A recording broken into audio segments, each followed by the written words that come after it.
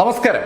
1913 May 25-ന് Austria ഹംഗറിയുടെ തലസ്ഥാനമായ വിയനയിൽ നിന്ന് German സ്റ്റേറ്റായ ബൊവേറിയയുടെ തലസ്ഥാനമായ മ്യൂണിച്ചിലേക്ക് ഹിറ്റ്ലറും അയാളുടെ സുഹൃത്തും കൂടി യാത്ര ആരംഭിച്ചു. മ്യൂണിച്ചിൽ എത്തിച്ചേർന്ന അവർ ഒരു തയ്യൽക്കാരന്റെ അധീനതയിലുള്ള ഒരു ഷോപ്പിന്റെ 4ാമത്തെ നിലയിലെ ഒരു മുറിയാണ് വാടകയ്ക്കെടുത്തത്. വാടക രണ്ടുപേരും കൂടി പങ്കിടണം എന്നാണ് ഹസ്ലറും ഹിറ്റ്ലറും തമ്മിലുള്ള ധാരണ. മെയ് 29-ന് ഹിറ്റ്ലർ അവിടുത്തെ ലോക്കൽ ഗവൺമെന്റിന്റെ ഓഫീസിൽ പേര് രജിസ്റ്റർ ചെയ്യുമ്പോൾ അയാളുടെ ജോലിയായി കൊടുത്തത് ആർട്ടിസ്റ്റിക് പെയിന്റർ എന്നാണ്. എത്ര നാൾ അവിടെ താമസമുണ്ടാകും എന്ന ചോദ്യത്തിന് ഉത്തരമായി ഹിറ്റ്ലർ കുറിച്ചത് 2 വർഷമെന്നാണ്. മ്യൂണിച്ചിലെ ഷാബിംഗ് എന്ന ഡിസ്ട്രിക്റ്റിലാണ് ഇപ്പോൾ ഹിറ്റ്ലർ താമസമാക്കിയിരിക്കുന്നത്. ഷാബിങ്ങിലെ ജനങ്ങൾ ഒരു മിശ്രിത ജനമാണ്. അതിനകത്ത് കലാകാരന്മാരുണ്ട്, പെയിന്റർമാരുണ്ട്, കർഷകരുണ്ട്, വിദ്യാർത്ഥികളുണ്ട്, വിപ്ലവകാരികളുണ്ട്, ശാസ്ത്രകാരന്മാരുണ്ട്, മ്യൂസീഷ്യൻസ് ഉണ്ട്, ആർക്കിടെക്റ്റുകളുണ്ട്, ഗ്രാമങ്ങളിൽ നിന്ന് ഒളിച്ചോടി എത്തിയിരിക്കുന്ന നവദമ്പതികൾ, അതുപോലെ ജോലി അന്വേഷിച്ചെത്തിയിരിക്കുന്ന ആളുകൾ ഒക്കെ ഉണ്ട്. എല്ലാവരും കൂടി മിശ്രിതമായിരിക്കുന്ന ഒരു സമൂഹം. ആ സമൂഹത്തിന്റെ ഒരു പ്രത്യേകത എല്ലാവരും വളരെ ആക്റ്റീവ് ആണെന്നുള്ളതാണ്. ഹിറ്റ്ലറുടെ പ്രത്യേകത അതിൽ നിന്ന് തികച്ചും വ്യത്യസ്തമാണ്. ഹിറ്റ്ലറുടെ ഐഡിയലായിട്ട് നടക്കുന്ന ആളാണ്. അത്ര ആക്റ്റീവ് ആകാൻ താല്പര്യമില്ലാത്ത വ്യക്തിത്വമാണ് യഥാർത്ഥത്തിൽ ഹിറ്റ്ലറുടേത്. ഹിറ്റ്ലർ നേരത്തെ വിയനയിൽ ഉണ്ടായിരുന്നപ്പോൾ 3 ദിവസത്തിൽ ഒരിക്കലേ പടം വരയ്ക്കത്തുള്ളൂ. ഇവിടെയും ഏതാണ്ട് അതേ ശൈലിയാണ് ഹിറ്റ്ലർക്കുള്ളത്. പടം വരയ്ക്കുന്നതിനോടൊപ്പം ഹിറ്റ്ലർക്ക് ഒരു ആഗ്രഹം കൂടിയുണ്ട്, ഒരു ആർക്കിടെക്റ്റ് ആയിത്തീരുക. ആർക്കിടെക്റ്റ് ആയിത്തീരണമെങ്കിൽ സ്വാഭാവികമായും പ്രീ ഡിഗ്രി പോലുള്ള ഒരു കോഴ്സിൽ സയൻസ് വിഷയം പഠിച്ച് പാസ്സായാൽ മാത്രമേ ആർക്കിടെക്ട് കോളേജിൽ അംഗമാകാൻ പറ്റൂ. അങ്ങനെ ഒരു കോഴ്സ് പഠിച്ചിട്ടില്ലാത്തത് കൊണ്ട് ആർക്കിടെക്റ്റ് ആകുക എന്നുള്ളത് നടക്കാത്ത കാര്യമാണ്. പിന്നെ ഹിറ്റ്ലർക്ക് ചെയ്യാൻ കഴിയുന്നത് ഡ്രാഫ്റ്റ്സ്മാൻ എന്ന് പറയുന്ന ജോലിയാണ്. ഒരു ഡ്രാഫ്റ്റ്സ്മാൻ ആകുക എന്നുള്ളതാണ് മ്യൂണിച്ചിൽ എത്തിച്ചേർന്നപ്പോൾ ഹിറ്റ്ലറുടെ സ്വപ്നം എന്ന് പറയുന്നത്. അതിനു വേണ്ടിയുള്ള ശ്രമത്തിലേക്ക് ഹിറ്റ്ലർ കടന്നു. ഡ്രാഫ്റ്റ്സ്മാൻ ആകാനുള്ള പഠനം നടക്കുന്നതിനിടയിൽ തന്നെ 2-3 ദിവസത്തിലൊരിക്കൽ ഹിറ്റ്ലർ ഒരു പടം വരച്ച് പൂർത്തിയാക്കുകയും ചെയ്യും. ആ പടവുമായി ഹിറ്റ്ലർ കഫറ്റേരിയകളിലും ഷോപ്പുകളിലും അതുപോലെ ആളുകൾ കൂടുന്ന സ്ഥലത്തൊക്കെ ചെല്ലും. കണ്ടാൽ ഒരു ഗെറ്റപ്പൊക്കെ ഉള്ള ആളുകളുടെ അടുത്താണ് ഹിറ്റ്ലറുടെ പടവുമായി ചെല്ലുക. അവരുടെ മുമ്പിൽ അദ്ദേഹം വരച്ച പടം കാണിക്കും. ഹിറ്റ്ലറുടെ മാർക്കറ്റിംഗ് സ്റ്റൈൽ ഇഷ്ടപ്പെട്ട ഹോഫ് പ്രാസ് എന്ന് പറയുന്ന ഒരാള് അയാളുടെ വീട്ടിലേക്ക് പിറ്റേ ദിവസം ഹിറ്റ്ലറെ ഇൻവൈറ്റ് ചെയ്തു. വരുമ്പോൾ കയ്യിലുള്ള ചിത്രങ്ങൾ കൂടി കൊണ്ടുവരാനായിട്ട് ഹിറ്റ്ലറോട് പറയുകയും ചെയ്തു. ഹിറ്റ്ലർ ചിത്രങ്ങളുമായി അയാളുടെ അടുത്തെത്തി. അയാൾക്ക് ആ ചിത്രങ്ങൾ ഇഷ്ടപ്പെടുകയും ഹിറ്റ്ലറുടെ കയ്യിൽ നിന്ന് 3 ചിത്രങ്ങൾ അയാൾ വാങ്ങുകയും ചെയ്തു. അതുമാത്രമല്ല, അയാൾ പുതിയ ആളുകളെ ഹിറ്റ്ലർക്ക് പരിചയപ്പെടുത്തി കൊടുക്കുകയും ചെയ്തു. സാവധാനം ഏകദേശം ഒരു 3 മാസമായപ്പോൾ ജീവിച്ചു പോകാൻ കഴിയുന്ന ശൈലിയുള്ള വരുമാനം ഉണ്ടാക്കാൻ ഹിറ്റ്ലർക്ക് പറ്റുമെന്നായി. റെഗുലർ കസ്റ്റമേഴ്സായി. ഹിറ്റ്ലർ അങ്ങനെ പതുക്കെ പച്ചപിടിച്ചു വരുമ്പോഴാണ് 1914 ജനുവരി 18-ന് ഹിറ്റ്ലറെ അന്വേഷിച്ച് ചില പോലീസുകാർ ഹിറ്റ്ലർ താമസിക്കുന്ന സ്ഥലത്തെത്തുന്നത്. ഹിറ്റ്ലർ ഒരു ഓസ്ട്രിയൻ പൗരനാണ്. ആ കാലഘട്ടത്തിൽ ഓസ്ട്രിയ ഹംഗറിയിൽ ഒരു നിയമം ഉണ്ടായിരുന്നു. 20 വയസ്സ് പൂർത്തീകരിക്കുന്ന പുരുഷന്മാർ ഉറപ്പായും സൈനിക സേവനത്തിന് പേര് രജിസ്റ്റർ ചെയ്യണമെന്ന്. രജിസ്റ്റർ ചെയ്യുന്ന ആളുകളെ ശരിക്കും ശാരീരിക പരിശോധനയ്ക്ക് അവർ വിധേയമാക്കും. അനുയോജ്യരായ ആളുകളെ സൈന്യത്തിലേക്ക് എടുക്കും. ഹിറ്റ്ലർ 24 വയസ്സ് വരെ ഓസ്ട്രിയയിലെ വിയനയിലാണ് താമസിച്ചിരുന്നത്. ഓസ്ട്രിയൻ പൗരനുമാണ്. എന്നാൽ ഹിറ്റ്ലർ ആ സമയത്തൊന്നും തന്നെ പോലീസ് വെരിഫിക്കേഷന് ചെന്നിട്ടുണ്ടായിരുന്നില്ല. സൈനിക സേവനത്തിന് റിപ്പോർട്ട് ചെയ്യാത്ത ആളുകളുടെ ലിസ്റ്റ് പരിശോധിച്ച് വരുമ്പോഴാണ് അഡോൾഫ് ഹിറ്റ്ലറുടെ പേര് അവിടുത്തെ അധികാരികൾ കാണുന്നത്. വിയനയിലെയും ലിൻസിലെയും അധികാരികൾ സംയുക്തമായി ഒരു അന്വേഷണം നടത്തിയതിന്റെ അടിസ്ഥാനത്തിൽ ഹിറ്റ്ലർ മ്യൂണിച്ചിലേക്ക് പോയെന്നുള്ള വിവരം അവർക്ക് ലഭിച്ചിരുന്നു. അതിന്റെ അടിസ്ഥാനത്തിലാണ് ഹിറ്റ്ലറെ തിരക്കി ഓസ്ട്രിയ ഹംഗറി പോലീസ് മ്യൂണിച്ചിലെത്തിയിരിക്കുന്നത്. മ്യൂണിച്ചിലെത്തിയ പോലീസ് ഹിറ്റ്ലറെ പോക്കി നേരെ ലിൻസിലെത്തിച്ചു. 1909 ഹിറ്റ്ലർക്ക് 20 വയസ്സ് തികഞ്ഞത് മുതൽ 1913 മെയ് 25-ന് ഹിറ്റ്ലർ വിയനയിൽ നിന്ന് മ്യൂണിച്ചിലേക്ക് പോകുന്നവരെയുള്ള കാലഘട്ടത്തിൽ 4 തവണ പോലീസ് വെരിഫിക്കേഷന് ചെല്ലാനായി ഹിറ്റ്ലർക്ക് അവർ കത്ത് അയച്ചിരുന്നതാണ്. ലിൻസിലെ വിലാസത്തിലാണ് അയച്ചിരുന്നത്. ഹിറ്റ്ലർ അവിടെ ഇല്ലാതിരുന്നത് കൊണ്ടോ കണ്ടിട്ടും അതിനകത്ത് പ്രതികരിക്കാതിരുന്നത് കൊണ്ടോ ഹിറ്റ്ലറുടെ മേലിൽ ഇപ്പോൾ വലിയ കുറ്റമാണ് അവർ ആരോപിച്ചിരിക്കുന്നത്. ബോധപൂർവം ആസ്ട്രിയൻ ഹംഗറി സർക്കാരിന്റെ നിയമത്തെ ഹിറ്റ്ലർ ധിക്കരിച്ചു എന്നാണ് ആരോപണം. ആരോപണം തെളിയിക്കപ്പെട്ടാൽ ജയിൽവാസം ഉറപ്പാണ്. കൂടെ 2000 ക്രൗൺ പിഴയും വരും. പേടിച്ച് വിറച്ചാണ് ഹിറ്റ്ലർ ലിൻസിലെത്തിയത്. കോടതിയിലെത്തിയ ഹിറ്റ്ലർ കരഞ്ഞുകൊണ്ടാണ് ജഡ്ജിയോട് കാര്യം പറയുന്നത്. അയാളൊരു ആർട്ടിസ്റ്റ് ആണ്. സൈനിക സേവനത്തിന് പറ്റിയ ആരോഗ്യക്ഷമത അയാൾക്ക് ഇല്ല എന്ന് ജഡ്ജിയോട് കരഞ്ഞുകൊണ്ട് ഹിറ്റ്ലർ പറയുകയാണ്. ഹിറ്റ്ലറുടെ വാദമുഖങ്ങൾ കേട്ട ജഡ്ജി സൈനിക ഉദ്യോഗസ്ഥരോട് ഹിറ്റ്ലറെ ശാരീരികക്ഷമതാ പരിശോധനയ്ക്ക് വിധേയമാക്കാനായിട്ട് ആവശ്യപ്പെട്ടു. ശാരീരികക്ഷമതാ പരിശോധനയിൽ ഹിറ്റ്ലർ ദയനീയമായി പരാജയപ്പെട്ടു. എന്ന് പറഞ്ഞാൽ പട്ടാളത്തിലേക്ക് എടുക്കാൻ പറ്റുന്ന ആരോഗ്യമുള്ള വ്യക്തിയല്ല ഹിറ്റ്ലർ എന്ന് ആ സൈനിക ബോർഡ് തീരുമാനിക്കുകയാണ്. പട്ടാളത്തിലേക്ക് എടുക്കാനുള്ള ആരോഗ്യമില്ലാത്ത വ്യക്തിയാണ് ഹിറ്റ്ലർ എന്ന് മനസ്സിലായതും കോടതി ഹിറ്റ്ലറെ കേസിൽ നിന്ന് ഒഴിവാക്കി. അങ്ങനെ ഭാഗ്യത്തിനാണ് ഹിറ്റ്ലർ ജയിലിലാകെ നിന്ന് രക്ഷപ്പെട്ടത്. ഹിറ്റ്ലർ മടങ്ങി വീണ്ടും മ്യൂണിച്ചിലെത്തി. ഹിറ്റ്ലർ മ്യൂണിച്ചിലേക്ക് മടങ്ങിയെത്തിയതിനു ശേഷം ചിത്രം വരയിൽ തന്നെയാണ് ശ്രദ്ധ കേന്ദ്രീകരിച്ചത്. പഴയതുപോലെ മനോഹരമായ കെട്ടിടങ്ങളുടെയും നദികളുടെയും സ്ഥലങ്ങളിലുമൊക്കെ ചിത്രങ്ങൾ വരച്ച് ആവശ്യക്കാർക്ക് കൊടുത്ത് ഹിറ്റ്ലറുടെ ജീവിതം ഇങ്ങനെ മുന്നോട്ട് പോവുകയാണ്. പെട്ടെന്ന് 1-2 മാസങ്ങൾ കടന്നുപോയി. 1914 ജൂൺ 28 ഹിറ്റ്ലറുടെ ജന്മസ്ഥലമായ ഓസ്ട്രിയൻ ഹംഗറിയിൽ അന്ന് ഒരു സംഭവം ഉണ്ടാവുകയാണ്. ഓസ്ട്രിയൻ ഹംഗറിയുടെ കിരീടാവകാശിയായ ആർച്ച് ഡ്യൂക്ക് ഫ്രാൻസ് ഫെർഡിനാൻഡ് അയാളുടെ ഭാര്യയും ഒന്നിച്ച് ഓസ്ട്രിയ ഹംഗറിയുടെ അധീനതയിലുള്ള ബോസ്നിയയിലേക്ക് ഒരു യാത്ര ചെല്ലുകയാണ്. അതിരാവിലെ അവിടെ എത്തിയ അവർ ഗവർണറുടെ വസതിയിലേക്ക് യാത്ര ചെയ്യുകയാണ്. ഗവർണറുടെ വസതിയിലേക്ക് യാത്ര ചെയ്തുകൊണ്ടിരുന്ന ആർച്ച് ഡ്യൂക്ക് ഫ്രാൻസ് ഫെർഡിനാൻഡിന്റെ കാറിന് നേരെ പെട്ടെന്നാണ് ഒരാൾ ഒരു ഗ്രനേഡ് വലിച്ചെറിഞ്ഞത്. അതിഭീകര ശബ്ദത്തോടുകൂടി ആ ഗ്രനേഡ് ആർച്ച് ഡ്യൂക്കിന്റെ തൊട്ട് പുറകിലത്തെ കാറിൽ വന്നിടിച്ചു. ഒരു വൻ സ്ഫോടനമാണ് തുടർന്നുണ്ടായത്. ഒത്തിരി ആളുകൾക്ക് പരിക്കേറ്റു. ആകെ ബഹളമായി. ആ ബഹളത്തിനിടയിൽ ആർച്ച് ഡ്യൂക്കിനെയും ഭാര്യയും കൂടെ ഉണ്ടായിരുന്ന അംഗരക്ഷകരുടെ നേതൃത്വത്തിൽ പെട്ടെന്ന് തന്നെ ഗവർണറുടെ വസതിയിൽ എത്തിച്ചു. ഗവർണറുടെ വസതിയിൽ ആർച്ച് ഡ്യൂക്ക് എത്തിയിട്ടും അയാൾക്ക് ആ ഷോക്ക് അങ്ങോട്ട് മാറിയില്ല. ഇങ്ങനെയാണോ നിങ്ങൾ കിരീടാവകാശിയെ സ്വീകരിക്കുന്നത്? ദേഷ്യപ്പെട്ടാണ് ആർച്ച് ഡ്യൂക്ക് ഗവർണറോട് ചൂടാവുന്നത്. തൊട്ടു പുറകിലുണ്ടായിരുന്ന കാറിലെ അനവധി ആളുകൾക്ക് ഗുരുതരമായി പരിക്കേറ്റ വിവരം ഇതിനിടയിൽ ആർച്ച് ഡ്യൂക്ക് അറിയുന്നു. അവരെ കാണണമെന്ന് ആർച്ച് ഡ്യൂക്ക് വാശി പിടിച്ചു. ഗവർണറുടെ വസതിയിൽ നിന്ന് ആശുപത്രിയിലേക്ക് തിരിക്കുമ്പോൾ സമയം അതിരാവിലെ 10 മണി കഴിഞ്ഞ് 30 മിനിറ്റാണ്. എന്നാൽ ഇതേ സമയത്ത് ഹോസ്പിറ്റലിലോട്ട് ആർച്ച് ഡ്യൂക്ക് വരുന്ന വിവരം അറിഞ്ഞ് ഹോസ്പിറ്റലും പരിസരവും ശരിക്കും പോലീസ് നിയന്ത്രണത്തിലായി. ഗവർണറുടെ വസതിയിൽ നിന്ന് പരിക്കേറ്റ ആളുകളെ കാണാനായി ആർച്ച് ഡ്യൂക്ക് ഫ്രാൻസ് ഫെർഡിനാൻഡും ഭാര്യയും കയറിയ വാഹനം നീങ്ങി. വാഹനം ഓടിക്കുന്ന ഡ്രൈവർക്ക് ആർച്ച് ഡ്യൂക്കിന്റെ പര്യടന പരിപാടിയിൽ വരുത്തിയ മാറ്റത്തെക്കുറിച്ച് ഒരു വിവരവും ആരും നൽകിയിരുന്നില്ല. നേരത്തെ കിട്ടിയിരിക്കുന്ന നിർദ്ദേശമനുസരിച്ച് 11 മണിക്ക് ആർച്ച് ഡ്യൂക്ക് പങ്കെടുക്കേണ്ടത് ടൗൺ ഹാളിലെ മീറ്റിംഗിലാണ്. ടൗൺ ഹാളിന് നേരെയാണ് ഇപ്പോൾ ഡ്രൈവർ വാഹനം ഓടിക്കുന്നത്. ആർച്ച് ഡ്യൂക്കിന്റെ വാഹനത്തെ പിന്തുടരുന്ന മറ്റു വാഹനങ്ങളും കോൺവേ ആയിട്ട് ആർച്ച് ഡ്യൂക്കിന്റെ വാഹനത്തിന് പുറകെ വരികയാണ്. കുറെ നേരം മുന്നോട്ട് പോയപ്പോഴാണ് വാഹനത്തിൽ ഇരിക്കുന്ന ആളുകളുടെ സംഭാഷണം ഡ്രൈവർ ശ്രദ്ധിക്കുന്നത്. ഹോസ്പിറ്റലിലേക്ക് പോകുന്ന കാര്യത്തെക്കുറിച്ചാണ് അവരൊക്കെ സംസാരിക്കുന്നത്. പെട്ടെന്ന് ഡ്രൈവർ വാഹനം നിർത്തി. അയാൾ ടൗൺ ഹാളിലേക്കാണ് പൊയ്ക്കൊണ്ടിരുന്നത്. ആ വിവരം അയാൾ ആർച്ച് ഡ്യൂക്കിനോട് പറഞ്ഞു.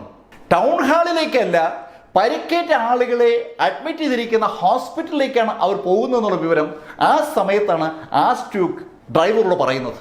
ഡ്രൈവർ വാഹനം നിർത്തിയിടത്തുനിന്ന് വാഹനം തിരിക്കാൻ ശ്രമിക്കുകയാണ്. പക്ഷെ ഇതിനിടയിൽ അവരെ ഫോളോ ചെയ്ത് വന്നിരുന്ന സകല വാഹനങ്ങളും 1 by 1 ആയി നിർത്തിയിരിക്കുകയാണ്.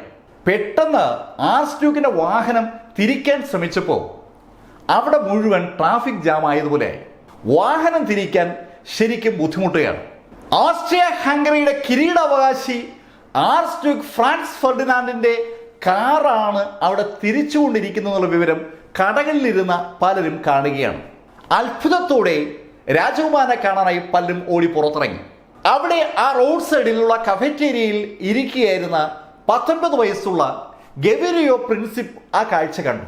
തിരിക്കുന്ന കാറിൽ ഓസ്ട്രിയ ഹംഗറിയുടെ കിരീടാവകാശി ആർച്ച് ഡ്യൂക്ക് ഫ്രാൻസ് ഫെർഡിനാൻഡ്, കൂടെ ഭാര്യ സോഫിയ. അയാൾ പെട്ടെന്ന് ആ കടയിൽ നിന്ന് പുറത്തിറങ്ങി.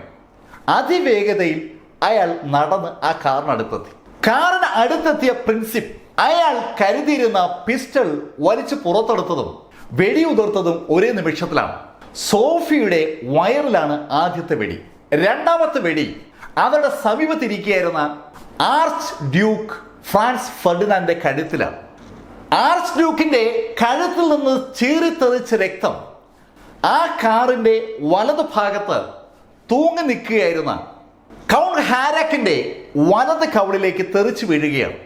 ആർച്ച് ഡ്യൂക്കിന്റെ വാഹനത്തിന് ഇരുവശത്തും 2 ഭടന്മാർ തൂങ്ങി നിൽപ്പുണ്ട്. അതിൽ ഒരാളാണ് കൗണ്ട് ഹാരാക്ക്. ആ ഹാരാക്കിന്റെ വലത് കവിളിലാണ് രക്തം തെറിച്ചു വീണത്. പെട്ടെന്ന് ഹാരാക്ക് കോട്ടിന്റെ പോക്കറ്റിൽ നിന്ന് ഹാൻഡ് കർച്ചീഫ് എടുത്ത് മുഖം തുടച്ചപ്പോൾ അത് നിറയെ രക്തമാണ്. അത് ആ നിമിഷം രാജകുമാരി സോഫി കണ്ടു. അത് കണ്ടതും സോഫി ഫെർഡിനാൻഡിനോട് ചോദിച്ചു, എന്താ പറ്റിയേ? അത് പറഞ്ഞ് അവർ നേരെ ഫെർഡിനാൻഡിന്റെ കാലിലോട്ട് വീഴുകയാണ്. കാൽമുട്ടിൽ തലയിടിച്ച് കാൽപാദത്തിലേക്ക് പതുക്കെ സോഫിയുടെ തല താഴ്ന്നു വരികയാണ്. കൗണ്ട് ഹാരാക്കും മറുഭാഗത്ത് നിൽക്കുന്ന പോർട്ടോറിക്കും ആ കാഴ്ച കണ്ടു. രാജകുമാരി സോഫിയ ബോധം കെട്ടിരിക്കുന്നു എന്നാണ് അവർക്ക് തോന്നിയത്. വെടിയുടെ ശബ്ദം അവർ കേട്ടിരുന്നു. വാഹനത്തിനുള്ളിലേക്ക് ആർച്ച് ഡ്യൂക്കിനെയും ഭാര്യയുമാണ് വെടിവെച്ചെന്നുള്ള തോന്നൽ അവരുടെ മനസ്സിലേക്ക് വരുന്നതിന് മുമ്പാണ് ഈ രംഗങ്ങളൊക്കെ സംഭവിക്കുന്നത്. കാൽമുട്ടിൽ വീണ് താഴോട്ട് താന്നു വരുന്ന സോഫിയുടെ അവസ്ഥ പെട്ടെന്ന് ഫെർഡിനാൻഡ് മനസ്സിലായി. ഫെർഡിനാൻഡിന് കഴുത്തിൽ വെടിയേറ്റിട്ടുണ്ടെങ്കിലും ഈ സമയത്തും ബോധമുണ്ട്. അയാൾ സോഫിയെ പിടിക്കാനായി താഴോട്ട് കുനിഞ്ഞു. സോഫിയെ പിടിച്ചുകൊണ്ട് പറയുകയാണ്, സോഫി വീഴരുത്, മരിക്കരുത്, നമ്മുടെ കുട്ടികളുണ്ട്. സോഫി, മൈ ഡിയർ സോഫി എന്നുള്ള വാക്കുകൾ ഇങ്ങനെ പലർക്കും കേൾക്കാം. സോഫി എന്ന് പറഞ്ഞ് സോഫിയെ പിടിക്കാനായിട്ട് ഫെർഡിനാൻഡ് മുന്നോട്ട് ചായുന്നത് ആ കാറിന്റെ വശങ്ങളിൽ നിന്നിരുന്ന ഭടന്മാർക്ക് കാണാം. അവർ നോക്കി നിൽക്കേ ഫെർഡിനാൻഡ് താഴോട്ട് വീണു കാറിന്റെ ഫ്ലോറിലേക്ക്. അയാളുടെ തൊപ്പി തലയിൽ നിന്ന് ഊരി വീഴുകയാണ്. ആർച്ച് ഡ്യൂക്ക് ഫ്രാൻസ് ഫെർഡിനാൻഡ് കാറിന്റെ ഫ്ലോറിലേക്ക് വീഴുന്നത് കണ്ടതും കൗണ്ട് ഹാരാക്ക് ഒരു കൈ കൊണ്ട് ആർച്ച് ഡ്യൂക്ക് ഫെർഡിനാൻഡിന്റെ കോളർ പിടിച്ച് മുകളിലോട്ട് ഉയർത്തുകയാണ്. ഇതൊക്കെ അതിവേഗതയിൽ സംഭവിക്കുന്ന കാര്യങ്ങളാണ്. കോളറെ പിടിച്ച് മുകളിലോട്ട് ഉയർത്തുമ്പോൾ തന്നെ കൗണ്ട് ഹാരാക്ക് ഫെർഡിനാൻഡിനോട് ചോദിക്കുന്നുണ്ട്, പ്രഭു എന്തു പറ്റി? ആർച്ച് ഡ്യൂക്ക് ഫ്രാൻസ് ഫെർഡിനാൻഡ് എന്തോ പറയാൻ ശ്രമിക്കുന്നുണ്ട്. വാക്കുകൾ പക്ഷേ വായിൽ നിന്ന് കൃത്യമായി അടർന്നു വീഴുന്നില്ല. അവ്യക്തമായി എന്തോ ശബ്ദം പുറത്തേക്ക് വരുന്നതായി മാത്രം കേൾക്കാം. പെട്ടെന്ന് ഡ്രൈവർ വാഹനം തൊട്ട് മുമ്പിലുള്ള ടൗൺ ഹാളിലേക്ക് ഓടിച്ചു കയറ്റി. അനവധി ഡോക്ടർമാർ ആ സമയത്ത് അവിടെ എത്തി. എല്ലാവരും കൂടി ആർച്ച് ഡ്യൂക്ക് ഫെർഡിനാൻഡിനെയും ഭാര്യയും രക്ഷിക്കാനായി ശ്രമിച്ചെങ്കിലും അല്പസമയത്തിനകം 2 പേരും കൊല്ലപ്പെട്ടതായുള്ള വിവരം പതുക്കെ പബ്ലിക്കായി. Archduke Franz Ferdinand Austria ഹംഗറിയുടെ കിരീടാവകാശിയാണ്. അദ്ദേഹത്തെ വെടിവെച്ച് വീഴ്ത്തിയിരിക്കുന്നത് സെർബിയക്കാരനായ 19 വയസ്സുള്ള ഗവീരലോ പ്രിൻസിപ്പാണ്. ആ വാർത്ത പെട്ടെന്ന് ആസ്ട്രിയ ഹംഗറിയിൽ മുഴുവൻ പടരുകയാണ്. സ്വാഭാവികമായും ആ വാർത്ത ജർമ്മനിയിലേക്കും മറ്റ് സ്ഥലങ്ങളിലേക്കും എത്തുന്നു. ആസ്ട്രിയ ഹംഗറിയുടെ ഭാഗമായിരുന്ന സ്ഥലമാണ് സെർബിയ. 1800കളുടെ അവസാനം സെർബിയ ഓസ്ട്രിയ ഹംഗറിയിൽ നിന്ന് അടർന്നു മാറിയിരുന്നു. ആസ്ട്രിയ ഹംഗറിയും സെർബിയയും തമ്മിലുള്ള ബന്ധം അത്ര നല്ലതല്ലാതിരിക്കുന്ന സമയത്താണ് സെർബിയക്കാരനായ ഒരാൾ ആസ്ട്രിയ ഹംഗറിയുടെ കിരീടാവകാശിയെ വെടിവെച്ച് വീഴ്ത്തിയിരിക്കുന്നത്. സെർബിയ ആസ്ട്രിയ ഹംഗറിയുടെ അധീനതയിൽ നിന്ന് മാറിയെങ്കിലും ബോസ്നിയയും ഹെർസഗോവിനയും ഇപ്പോഴും ആസ്ട്രിയ ഹംഗറിയുടെ അധീനതയിലാണ്. ആ 2 സ്ഥലങ്ങളെയും ആസ്ട്രിയ ഹംഗറിയുടെ അധീനതയിൽ നിന്ന് മോചിപ്പിക്കാനുള്ള ശ്രമം നടക്കുന്ന സമയത്താണ് യഥാർത്ഥത്തിൽ ആർച്ച് ഡ്യൂക്ക് ഈ ബോസ്നിയയിലേക്ക് എത്തുന്നത്. ദേശീയവാദികളുടെ കൂട്ടത്തിൽപ്പെട്ട ഒരാളാണ് ഈ പ്രിൻസിപ്പ് കിട്ടിയ അവസരം വിനിയോഗിച്ചതാണ്. ഓസ്ട്രിയ ഹംഗറിയുടെ കിരീടാവകാശി വെടിവെച്ച് കൊന്നത് സെർബിയൻ പൗരനായതുകൊണ്ട് ഓസ്ട്രിയ ഹംഗറി മാത്രമല്ല സമീപത്തുള്ള മറ്റ് രാജ്യങ്ങളും സെർബിയയുടെ മേൽ കുറ്റം ആരോപിക്കുകയാണ്. എന്നാൽ ഇതേ സമയത്ത് ആസ്ട്രിയ ഹംഗറിയുടെ തലസ്ഥാനമായ വിയന്നയിൽ ആളുകളുടെ സ്വഭാവം തികച്ചും വ്യത്യസ്തമായിരുന്നു. ജൂൺ 28-നാണ് ഫെർഡിനാൻഡ് വെടിയേറ്റ് മരിക്കുന്നത്. 28-നും 29-നും ആളുകൾ ശരിക്കും സന്തോഷത്തിൽ തന്നെയായിരുന്നു. അവർക്ക് കിരീടാവകാശി കൊല്ലപ്പെട്ടതിൽ പ്രത്യേകിച്ച് ഒരു ദുഃഖവും ഉള്ളതായി ആരും കണ്ടില്ല. അത് മനസ്സിലാക്കിയ ഭരണകൂടം സെർബുകൾക്കെതിരായുള്ള ആക്രമണം ബോസ്നിയയിലും ഹെർസഗോവിനയിലും പതുക്കെ സ്റ്റാർട്ട് ചെയ്യുകയാണ്. അവരുടെ ആളുകൾ സെർബുകളുടെ കച്ചവട കേന്ദ്രങ്ങളും സെർബുകളെയും തിരഞ്ഞുപിടിച്ച് ആക്രമിക്കാൻ തുടങ്ങി. സാവധാനം സെർബുകളും മറ്റുള്ളവരും തമ്മിലുള്ള ഒരു കലാപമായി അത് മാറി. വർഗീയ അടിസ്ഥാനത്തിൽ കലാപം പടർന്ന് പന്തലിക്കുകയാണ്. ഏകദേശം 5000-ഓളം സെർബുകളെ ഈ സമയമായപ്പോൾ പോലീസ് അറസ്റ്റ് ചെയ്തു. ബോസ്നിയയും ഹെർസഗോവിനയും ഓസ്ട്രിയ ഹംഗറിയിൽ നിന്ന് മോചിപ്പിച്ച് യുഗോസ്ലാവിയയുടെ ഭാഗമാക്കാനുള്ള ഒരു ശ്രമം തുടങ്ങിയിട്ട് കാലം ഒരുപാടായിരുന്നു. അതുമായി ബന്ധിപ്പിച്ച അനവധി ആളുകൾ അവിടെയുണ്ട്. അവർ ഒരു ഭാഗത്തും ഓസ്ട്രിയ ഹംഗറിയുടെ ഭരണകൂടത്തിന്റെ തള്ളു പറ്റുന്ന ആളുകൾ മറുഭാഗത്തുമായി കലാപം വലുതാക്കിക്കൊണ്ടിരിക്കുകയാണ്. ബോസ്നിയ ഹെർസഗോവിനയെ ഓസ്ട്രിയ ഹംഗറിയിൽ നിന്ന് മോചിപ്പിക്കാനായി സെർബിയയുടെ നേതൃത്വത്തിൽ നടക്കുന്ന ശ്രമങ്ങളെ തുരങ്കം വയ്ക്കാനായി ഭരണകൂടം തന്നെ ആർച്ച്ഡ്യൂക്ക് ഫ്രാൻസ് ഫെർഡിനാൻഡിനെ കൊല്ലിച്ചതാണെന്നുള്ള കഥയും ഇതിനിടയിൽ ഉണ്ടാകുന്നുണ്ട്. അതുകൊണ്ടാണ് വീനയിൽ ആളുകൾ ഒരു തണുപ്പ് മട്ടിൽ പ്രതികരിക്കുന്നത്. ഇതേ സമയത്ത് ബോസ്നിയ ഹെർസഗോവിനയിലെ സെർബുകളെ മാത്രം ആക്രമിച്ചതുകൊണ്ട് കാര്യമില്ല, സെർബിയയെ നേരിട്ട് ആക്രമിക്കുകയാണ് വേണ്ടതുള്ളൊരു അഭിപ്രായവും ഇതിനിടയിൽ ഓസ്ട്രിയ ഹംഗറിയിൽ ഉണ്ടാവുകയാണ്. അവരുടെ കിരീടാവകാശിയാണ് കൊല്ലപ്പെട്ടിരിക്കുന്നത്. പക്ഷേ സെർബിയയെ ആക്രമിക്കുക എന്ന് പറഞ്ഞാൽ അതിനകത്തൊരു പ്രശ്നമുണ്ട്. സെർബിയയുടെ സഖ്യകക്ഷിയാണ് റഷ്യ. സാർ ചക്രവർത്തിയുടെ റഷ്യ ഒരു വലിയ സൈനിക ശക്തിയാണ്. വലിയ സൈനിക ശക്തിയായ സാർ ചക്രവർത്തിയുടെ റഷ്യയുടെ സഖ്യകക്ഷിയായ സെർബിയയെ അങ്ങനെ അങ്ങ് ആക്രമിക്കുവാൻ ഓസ്ട്രിയ ഹംഗറിക്ക് പറ്റുമായിരുന്നില്ല. അതിന് അവർക്ക് സപ്പോർട്ട് വേണം. അവർ ആഗ്രഹിക്കുന്ന സപ്പോർട്ട് ജർമ്മനിയുടേതാണ്. ജർമ്മൻ സഹായമില്ലാതെ ഒരു കാരണവശാലും ഓസ്ട്രിയ ഹംഗറിക്ക് സെർബിയയെ ആക്രമിക്കാൻ കഴിയില്ല. ജർമ്മനി സഹായിക്കുമോ? അതാണ് ലോകം മുഴുവൻ നോക്കിക്കൊണ്ടിരുന്നത്. സംഭവം നടന്ന് കൃത്യം ഒരാഴ്ച കഴിഞ്ഞപ്പോൾ ജൂലൈ 5, 6 തീയതികളിലായി ജർമ്മൻ ചാൻസലറുടെ ഒരു ബ്ലാങ്ക് ചെക്ക് എന്ന് പറയാവുന്ന സമ്മതപത്രം ഓസ്ട്രിയ ഹംഗറിക്ക് കിട്ടുകയാണ്. ഗോ എഹെഡ്, മുന്നോട്ട് വയ്ക്കോളൂ, ഞങ്ങൾ കൂടെയുണ്ട്. ചാൻസലർ തിയോവാൾഡ് ഓൺ ബെത്മാൻ ഹോൾവർക്ക് 100% ഓസ്ട്രിയ ഹംഗറിക്ക് ഒപ്പം നിൽക്കാമെന്ന് വാക്ക് കൊടുത്തോടുകൂടി ഓസ്ട്രിയ ഹംഗറി സെർബിയയെ ആക്രമിക്കുമെന്ന് ഏതാണ്ട് ഉറപ്പായി. ഓസ്ട്രിയ ഹംഗറി സെർബിയയെ ആക്രമിച്ചാൽ സ്വാഭാവികമായും റഷ്യ യുദ്ധത്തിൽ ഏർപ്പെടും. റഷ്യ തിരിച്ചടിക്കുമ്പോൾ ഓസ്ട്രിയ ഹംഗറിക്ക് സപ്പോർട്ട് കൊടുക്കാൻ ജർമ്മനി ബാധ്യസ്ഥരാണ്. പെട്ടെന്ന് യൂറോപ്പ് മുഴുവൻ ഒരു യുദ്ധത്തിൻ്റെതായ അന്തരീക്ഷം ഉണ്ടാവുകയാണ്. ജർമ്മനിയിൽ ചേർന്ന് കിടക്കുന്ന ഒരു രാജ്യമാണ് ബെൽജിയം. ബെൽജിയം ഒരു ന്യൂട്രൽ രാജ്യമാണ്. അതിൽ ചേർന്നിട്ടാണ് ഫ്രാൻസ് കിടക്കുന്നത്. ഫ്രാൻസിന്റെ കടലിന് അക്കരെയാണ് ബ്രിട്ടനും ഫ്രാൻസും റഷ്യയും ഒക്കെ യുദ്ധത്തിൽ പങ്കെടുക്കാനുള്ള ഒരു സാധ്യതയുണ്ടെന്ന ശൈലിയിൽ ജൂലൈ മുഴുവൻ അത് ബേസ് ചെയ്ത് ചർച്ച കിടക്കുകയാണ്. അഡോൾഫ് ഹിറ്റ്ലർ താമസിക്കുന്ന സ്ഥലത്തും ആളുകളുടെ ചർച്ച ആ വിഷയത്തിലേക്ക് കടക്കുന്നു. ജൂലൈ ക്രൈസിസ് എന്ന പേരിൽ പിന്നീട് വിളിക്കപ്പെട്ട ചർച്ചകളും പ്ലാനിങ്ങും നടക്കുന്ന ഈ സമയത്താണ് റഷ്യയും ഫ്രാൻസും ബ്രിട്ടനുമൊക്കെ ഒരു ഭാഗത്ത് സെർബിയയോടൊപ്പം, മറുഭാഗത്ത് ജർമ്മനിയും ഓസ്ട്രിയ ഹംഗറിയും. ജർമ്മനിയിലെയും ഓസ്ട്രിയ ഹംഗറിയിലെയും ആളുകൾക്ക് വീനയിലും ബെർലിനും നടക്കുന്ന കാര്യങ്ങൾ എന്താണെന്ന് കൃത്യമായി അറിയില്ല. ജർമ്മൻ തലസ്ഥാനമായ ബെർലിനിലും ഓസ്ട്രിയ ഹംഗറിയുടെ തലസ്ഥാനമായ വീനയിലും കാര്യമായ എന്തൊക്കെയോ കണക്കുകൂട്ടലുകൾ നടക്കുകയാണ്. ശരിക്കും ചർച്ചകൾ നടക്കുകയാണ്. യുദ്ധം വേണമോ വേണ്ടയോ? ജർമ്മനിയിൽ ആളുകളുടെ അഭിപ്രായം യുദ്ധത്തിന് അനുകൂലമായി ഉണ്ടാക്കിയെടുക്കാനുള്ള ഒരു ശ്രമമാണ് യഥാർത്ഥത്തിൽ ചാൻസലറും അയാളുടെ കൂടെയുള്ള ആളുകളും ചെയ്യുന്നത്. ഓസ്ട്രിയ ഹംഗറിയിലെ കിരീടാവകാശി കൊല്ലപ്പെട്ടതിന് ജർമ്മനി എന്തിന് യുദ്ധത്തിൽ പങ്കെടുക്കണം? ആ ഒരു ചോദ്യം സ്വാഭാവികമായും ജർമ്മൻ ജനത ഉയർത്തിക്കൊണ്ടിരിക്കുകയാണ്. ജർമ്മൻ ജനതയുടെ മനസ്സിലേക്ക് റഷ്യയെ കുറ്റക്കാരനാക്കി കൊണ്ടുവരാനുള്ള ഒരു ശ്രമമാണ് ജൂലൈ മാസത്തിൽ ജർമ്മൻ ചാൻസലർ ചെയ്യുന്നത്.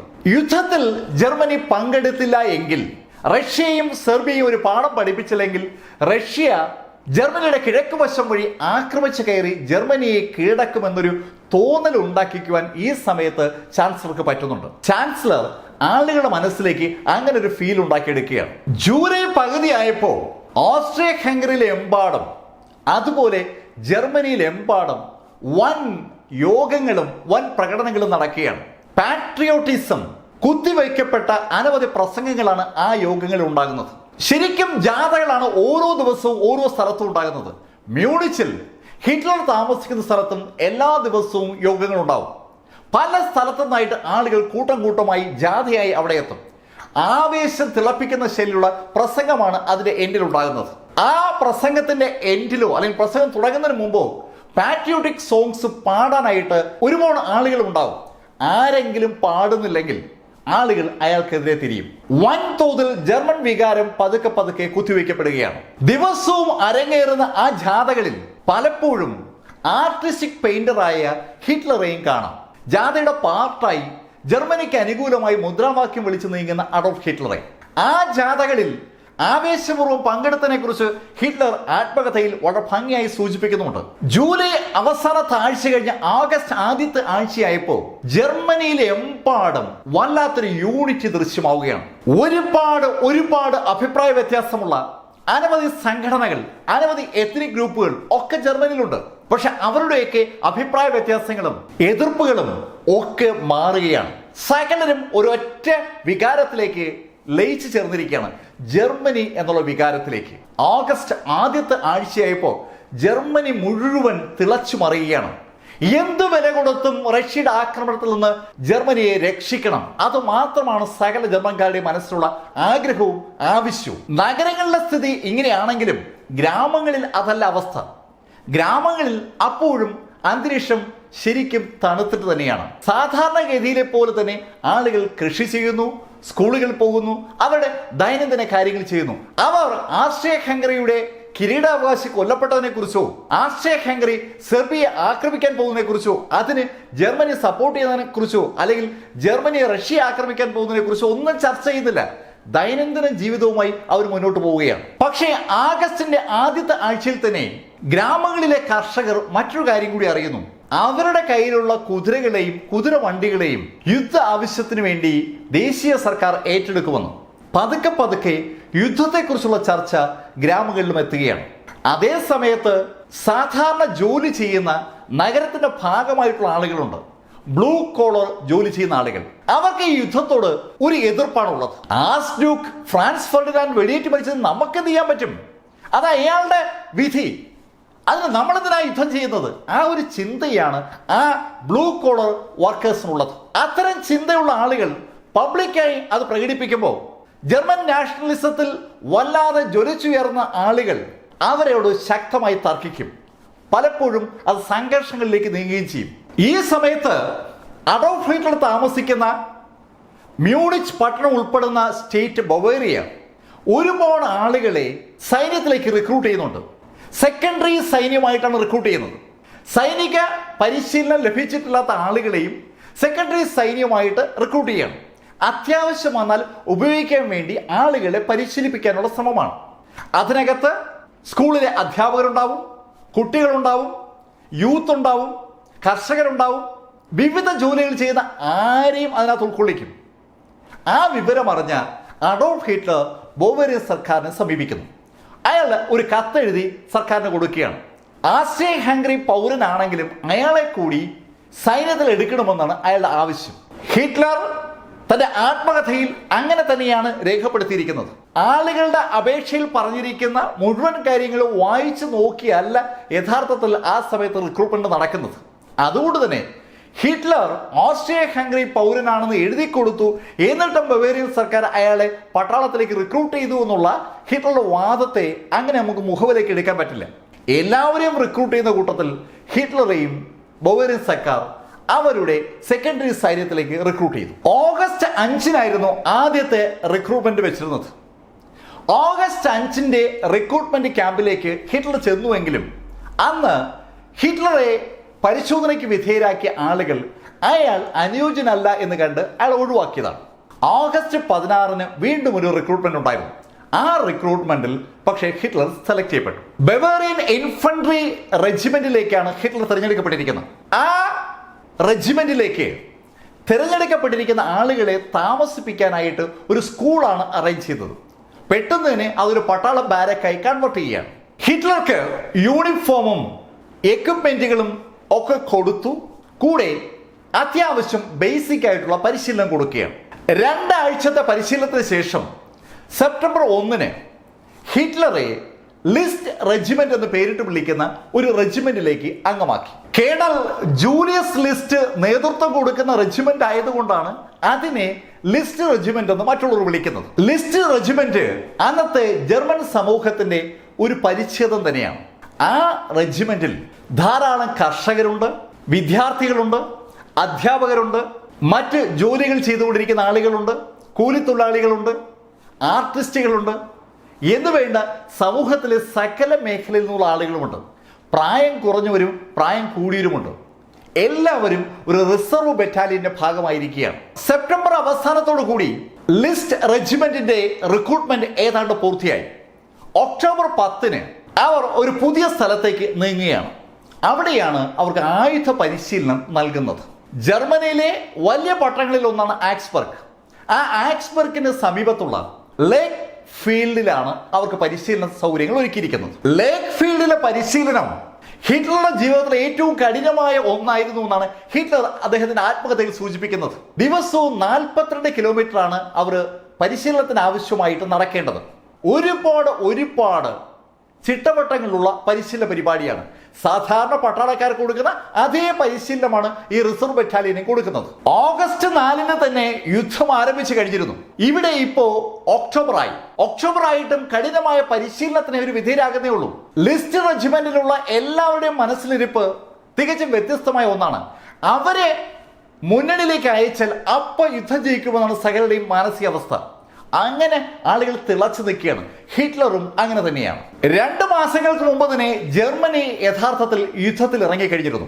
ഓഗസ്റ്റ് 2 തന്നെ ലക്സംബർഗ് ജർമ്മനി ആക്രമിച്ച് കീഴ്പ്പെടുത്തുകയും ബെൽജിയം അവരുടെ കീഴിലാവുകയും ചെയ്തു. ബെൽജിയം യഥാർത്ഥത്തിൽ ഒരു ന്യൂട്രൽ രാജ്യമാണ്. ബെൽജിയം വഴി ഓഗസ്റ്റ് 3 തന്നെ ജർമ്മനി ഫ്രാൻസിലേക്ക് കടന്നു. ഓഗസ്റ്റ് 4 ഫ്രാൻസ് ബ്രിട്ടന്റെ സഹായം തേടി. ബ്രിട്ടൻ ജർമ്മനിക്ക് അന്ത്യശാസ്ത്രം നൽകിയെങ്കിലും ജർമ്മനി മൈൻഡ് ചെയ്യാതെ വന്നതോടുകൂടി ബ്രിട്ടൻ ഫ്രാൻസിനെ സംരക്ഷിക്കാനായി യുദ്ധത്തിൽ പങ്കുചേരുകയാണ്. ഓസ്ട്രിയ ഹംഗറിയുമായി ജർമ്മനി ഉണ്ടാക്കിയ ധാരണ അനുസരിച്ച് സെർബിയയെ ഓസ്ട്രിയ ഹംഗറി ആക്രമിക്കുമ്പോൾ റഷ്യ ഇടപെട്ടാൽ റഷ്യയെ ജർമ്മനി നേരിടുമെന്നാണ്. പക്ഷേ സമയമായപ്പോൾ ജർമ്മനി ഫ്രാൻസിലേക്ക് ഇടിച്ചു കയറിയതുകൊണ്ട് ഓസ്ട്രിയ ഹംഗറിക്ക് അവരുടെ സൈന്യത്തെ 2ആയി വിഭജിക്കേണ്ടി വന്നു. ഒരു ഭാഗം സെർബിയ നേരിടാനും ഒരു ഭാഗം റഷ്യയെ നേരിടാനുമായി വിഭജിക്കപ്പെടുകയാണ്. ഇത് അവരുടെ യുദ്ധതന്ത്രങ്ങളെ നന്നായി ബാധിച്ചു. ഓഗസ്റ്റ് 12 മുതൽ 2 ആഴ്ച ഓസ്ട്രിയ ഹംഗറി സെർബിയയുടെ നേരെ നടത്തിയ ആക്രമണത്തെ സഖ്യകക്ഷികൾ ഒന്നിച്ച് എതിരിടുകയാണ്. ആ യുദ്ധത്തിൽ വ്യാപകമായി പ്ലെയിൻ ഉപയോഗിച്ചു തുടങ്ങിയാണ്. എയ്റോപ്ലെയിൻ യുദ്ധത്തിലേക്ക് വരുന്നത് ബോംബ് വർഷിക്കാനാണ്. അങ്ങനെ ബോംബ് വർഷിക്കാൻ വരുന്ന വിമാനങ്ങളെ വെടിവെച്ചിടുന്ന വിമാനവേധ തോക്ക് ആദ്യമായി ഉപയോഗിക്കുന്നതും ഈ സെർബിയ യുദ്ധത്തിലാണ്. 2 ആഴ്ചത്തെ യുദ്ധത്തിൽ ഓസ്ട്രിയ ഹംഗറിക്ക് വൻ പരാജയം നേരിട്ടു. ഓഗസ്റ്റ് 4 ബെൽജിയത്തിലൂടെ ഫ്രാൻസിലേക്ക് നീങ്ങുന്ന ജർമ്മൻ സൈന്യത്തിന്റെ ലക്ഷ്യം ഫ്രാൻസിനെ അപ്പാടെ വളയുക എന്നുള്ളതാണ്. എത്രയും പെട്ടെന്ന് ഫ്രാൻസിന് കീഴടക്കി കഴിഞ്ഞാൽ അവർക്ക് റഷ്യയെ നേരിടാൻ പറ്റുമെന്നാണ് ജർമ്മനി കരുതിയിരുന്നത്. പക്ഷേ പ്രതീക്ഷിച്ചതിനേക്കാൾ ശക്തമായ ചെറുത്തുനിൽപ്പാണ് ഫ്രാൻസിലുണ്ടായത്. ഫ്രാൻസിലെ 27,000-ഓളം ഭടന്മാർ കൊല്ലപ്പെട്ടെങ്കിലും അവർ അതിശക്തമായി തിരിച്ചടിക്കുകയാണ്. കൂടെ ബ്രിട്ടീഷ് സഹായവുമുണ്ട്. സെപ്റ്റംബർ പകുതിയായപ്പോൾ ഫ്രാൻസിലേക്ക് ഇടിച്ചു കയറി ജർമ്മനിയെ ഏകദേശം 50 കിലോമീറ്ററോളം പുറകോട്ട് തള്ളിക്കാൻ സഖ്യസൈന്യത്തിന് കഴിഞ്ഞു. ജർമ്മനി അവിടെ പടിഞ്ഞാറ് ഭാഗത്തുള്ള ഫ്രാൻസിനെ ആക്രമിക്കുമ്പോൾ കിഴക്ക് ഭാഗത്ത് റഷ്യ ജർമ്മനിയെ ആക്രമിക്കുന്നതിനുള്ള തയ്യാറെടുപ്പ് തുടങ്ങി. സ്വാഭാവികമായും ജർമ്മൻ സൈന്യത്തിന് ഇവിടെ വീണ്ടും സ്പ്ലിറ്റ് ആവേണ്ടി വരും. ഈ സമയത്താണ് അഡോൾഫ് ഹിറ്റ്ലർ അംഗമായിട്ടുള്ള സൈന്യത്തിനെ പുതിയ സ്ഥലത്തേക്ക് അയക്കാനായി ലിസ്റ്റ് റെജിമെന്റ് തീരുമാനിക്കുന്നത്. അതിന്റെ കാരണം ജർമ്മൻ സൈന്യത്തിനുണ്ടായ വൻ തിരിച്ചടിയാണ്. പക്ഷെ ആ തിരിച്ചടി ജർമ്മൻ അധികാരികൾ ജർമ്മനിയിലെ പൊതുജനത്തിന്റെ കണ്ണിൽ നിന്ന് മാറ്റി പിടിച്ചിരിക്കുകയാണ്. പൊതുജനങ്ങൾക്ക് കിട്ടുന്ന ന്യൂസ് അനുസരിച്ച് ജർമ്മനി ഫ്രാൻസിനെ മുഴുവൻ വളഞ്ഞിരിക്കുന്നു, ഫ്രാൻസിലൂടെ ഇടിച്ചു കയറിക്കൊണ്ടിരിക്കുന്നു എന്നാണ്. അതേസമയത്ത് ഫ്രാൻസിൽ സഖ്യകക്ഷികളുടെ ശക്തമായ ചെറുത്തുനിൽപ്പിന്റെയും അറ്റാക്കിന്റെയും ഫലമായി ജർമ്മൻ സൈന്യത്തിന് വൻതോതിൽ നഷ്ടം സംഭവിച്ചുവെന്നും ഒരുപാട് കാഷ്വാലിറ്റി വന്നുവെന്നും സൈന്യത്തിനുള്ളിൽ അറിയാം. അവർ അതുകൊണ്ടാണ് റീഇൻഫോഴ്സ്മെന്റായി പുതിയ സൈന്യത്തെ ഇറക്കാൻ തീരുമാനിച്ചിരിക്കുന്നത്. 1914 ഒക്ടോബർ 21 ലിസ്റ്റ് റെജിമെന്റിനെ 3 ട്രെയിനിലേക്ക് കയറ്റി. 3 ട്രെയിനുകളും യുദ്ധമുന്നണിയിലേക്ക് നീങ്ങുകയാണ്. ആ ട്രെയിനിലെ ഒരു കമ്പാർട്ട്മെന്റിൽ അഡോൾഫ് ഹിറ്റ്ലർ ഉണ്ട്. കഥയുടെ ഈ ഭാഗം ഞാനിവിടെ അവസാനിപ്പിക്കുന്നു. രസകരമായ ആവേശകരമായ രംഗങ്ങളാണ് തുടർന്നുള്ള എപ്പിസോഡുകൾ വരുന്നത്. ഈ കഥ ഇതുവരെ നിങ്ങളുടെ മുന്നിൽ അവതരിപ്പിച്ചത് ലൈഫിൽ നിന്ന് BS ചന്ദ്രമോഹൻ. ഈ കഥ ഇതുവരെ ശ്രദ്ധാപൂർവം കേട്ടിരുന്ന സകലർക്കും ഒരിക്കൽ കൂടി നന്ദി പറയുന്നു. Thank you.